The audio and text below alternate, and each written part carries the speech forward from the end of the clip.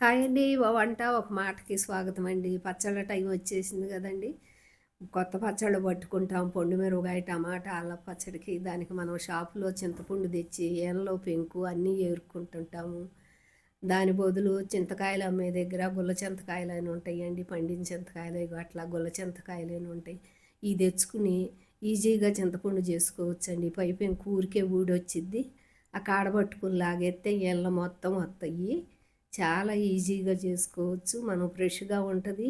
ఇంట్లో చేసుకున్నట్టు చూడండి.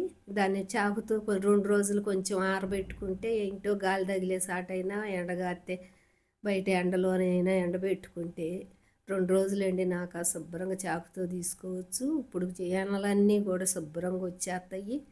మనం చింతకాయలు అమ్మే దగ్గరే ఉంటాయండి గుల్ల చింతకాయలు. ఒకసారి తెచ్చుకుని రోజు కాసేపు చేసుకుంటే ఫ్రిడ్జ్లో పెట్టుకుంటే సంవత్సరం అంతా వాడుకోవచ్చు. అవి గట్ట గాలికి కొంచెం 2 రోజులు ఆరబెట్టుకుంటే ఇప్పుడు చింతపండు తయారు చేసుకుందాము. చాలా ఈజీ అండి. అసలు ఫ్రెష్గా ఉంటుంది. మనం షాపులో ఏరి ఏరి ఆ పచ్చళ్ళలో దానిలో చేతులు పోతుంటాయి. అవి చూడండి, చాకుతో ముక్కుతో లేపితే విత్తనాలన్నీ వచ్చేస్తుంటాయి. రోజు ఖాళీగా ఉన్నప్పుడు కాసేపు కాసేపు ఏరుకుంటే సంవత్సరం అంతా వాడుకోవచ్చు. ఒక లైక్ కొట్టండి, సబ్స్క్రైబ్ చేసుకోండి. మీరు కూడా ఈ వీడియో నచ్చితే ఒక్కసారి ట్రై చేయండి. చూడండి చింతపండు చేసుకోవటం ఎంత ఈజీయో. చాలా నీట్గా ఉంది, శుభ్రంగా. షాపులో తిన్నా కానీ ఏళ్ళలో విత్తనాలు పెంకు అన్నీ ఉంటాయి. చాలా ఈజీగా రోజు కాసేపు పెట్టి చేసుకుని చింతపండు పచ్చళ్ళ దానిలో పచ్చళ్ళ పెట్టుకోవచ్చు, వాడుకోవచ్చు సంవత్సరం అంతా. ఆ చింతపండుని ఒక్కరోజు ఆరబెట్టి ఫ్రిడ్జ్లో పెట్టేసుకోవచ్చు.